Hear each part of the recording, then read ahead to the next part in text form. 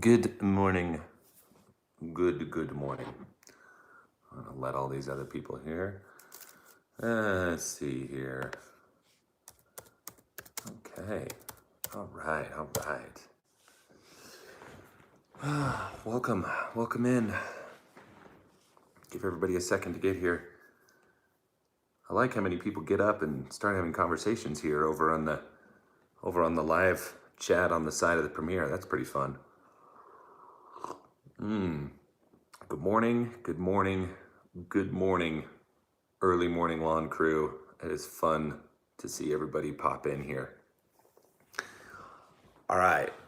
So, I'm going to give everybody a quick update. Hope everyone is doing really well out there. You're all staying healthy. That's really my first concern, I think, with everybody in here.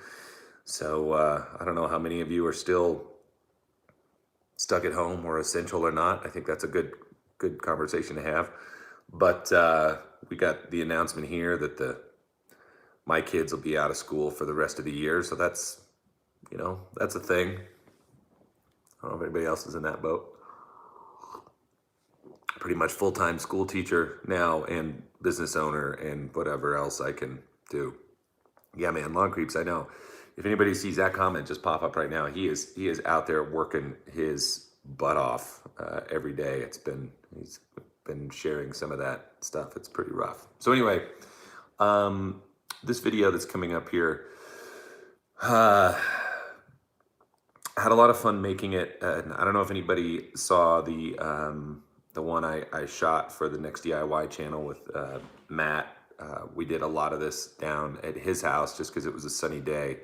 So, I've seen and watched a ton of these videos that people have put up about power raking and dethatching and all of that kind of stuff. And I haven't really seen anybody go to address, and then maybe I just need to spend more time looking, but I haven't really seen a lot of people address the actual reason or the total overall impact of power raking and dethatching, both from a positive and potentially negative side as well, when people get too aggressive with certain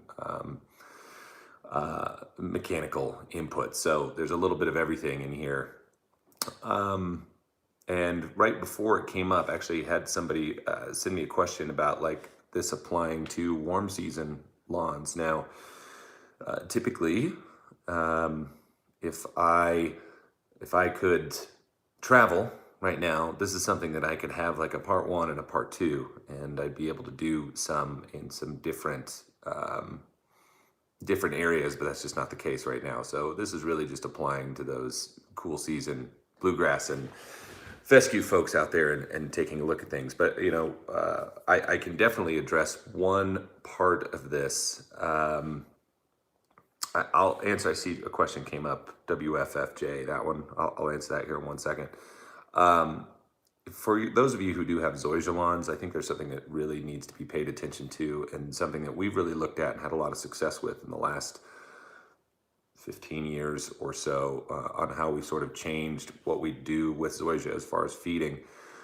Zoysia, as it propagates, is really sort of slow spreader, slow grower. It takes a while for that plant to sort of move and take over other areas. But once it does, it's really super strong.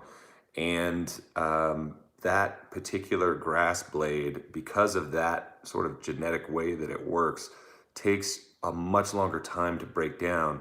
And there was University of Florida had a professor that did a little bit of talk about this, that had there was a particular lignin or something in the blades of the zoysia grass that are really hard to break down and digest, and so they sit and they mat up longer, and that's why that particular grass is prone to more like summertime fungus, because it gets this very thick mat and it needs to be pulled out more often.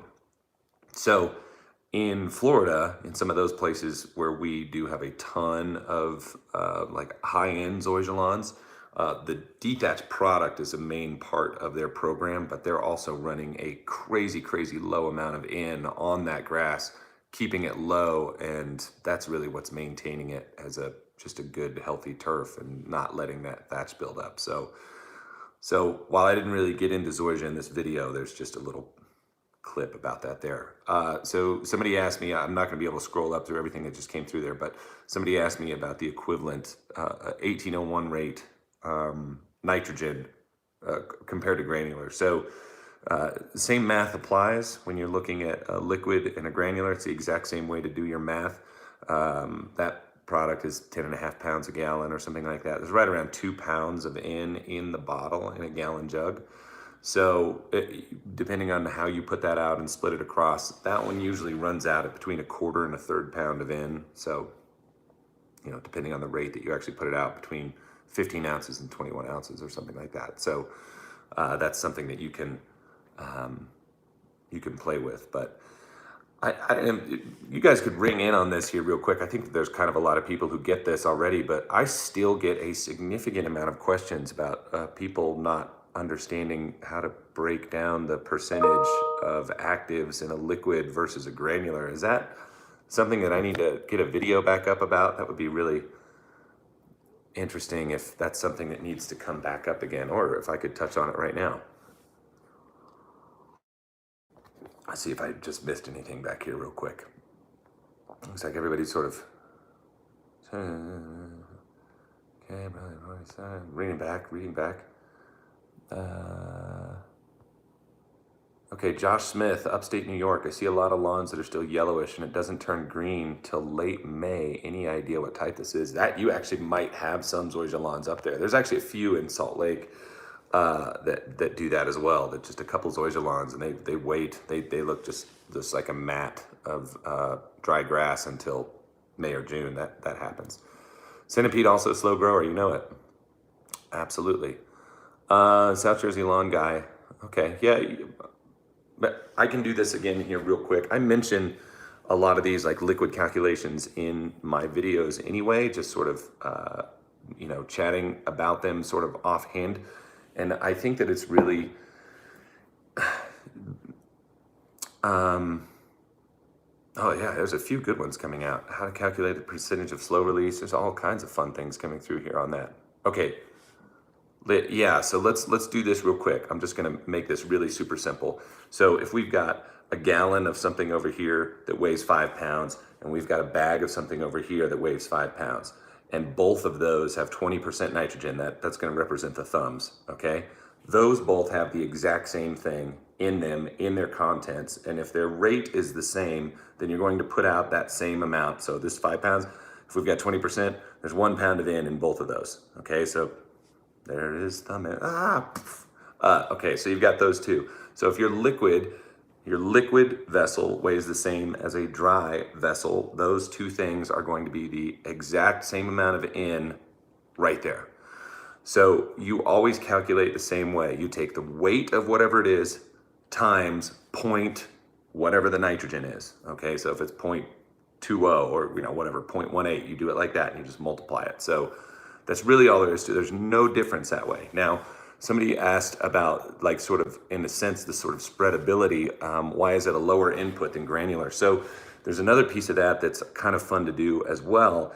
You wouldn't put as much of a liquid down because you're spreading across a surface that's going to get into some of the leaf tissue, and then it's already dispersed 100% and can work down to a greater plane. So I talked about this in the liquid and dry video.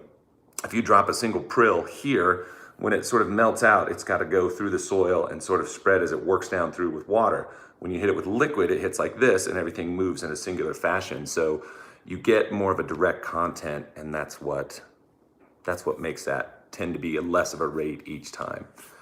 However, in agriculture, it's done the same way. If it's liquid and put out at 100 pounds an acre, it's 100 pounds of nitrogen, whether it's dry or liquid. It doesn't really make that much of a difference. It's typically when we're talking about spraying down on top of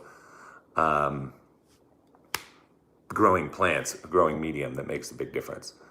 All right, hold on. I saw, can I put RGS and humic down with pre-emergent? Go for it. No big deal. Morning, Jake. Morning, Alan. All right, let's just see if there's anything else in here. Just don't mix friends. Mix next and tank sprayer. SoCal lawn order. Yeah, of course. Tank sprayer all the time. Do it. It's a great way to do it. That turf therapy app is cool for that. It does work really, really well. That's a good thing to do. Oh, here comes something happening on the other screen. Okay, I'm gonna go ahead and end this right now. Go sit over here and watch this counter go, because it's the 80s countdown. And I will see you over on the chat side on the premiere. I'll talk to you guys real soon.